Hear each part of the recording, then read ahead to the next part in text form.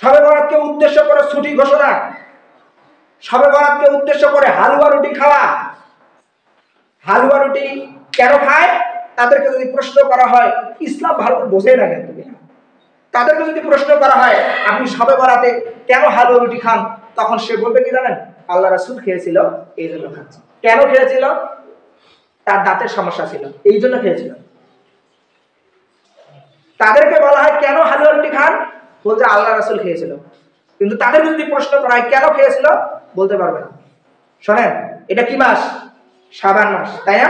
আর হালুয়া রুটি খেয়েছিল শাওয়াল মাসে, মানে রমজানের পরের মাসে খেয়েছিল, 7 তারিখে, তৃতীয় হিজরিতে। তৃতীয় হিজরির 7 তারিখে উহুদ যুদ্ধ হয়েছিল, দাঁত মোবারক শহীদ হয়েছিল। আল্লাহ রাসূল সাল্লাল্লাহু আলাইহি ওয়াসাল্লাম মোটা খাবার খাইতে পারছিল না, শক্ত খাবার খাইতে পারছিল না, তখন হালুয়া রুটি খেয়েছিল। আর সেটা তারা নিয়ে আসলো কি, রাসূলকে ভালোবাসা দেখিয়ে তারা নিয়ে এলো শাবান মাসে, 2 মাস আগেই হয়ে গেছে। মনে রাখবেন, সঠিকটা মানার চেষ্টা করবেন, ভুল আমল করা যাবে না।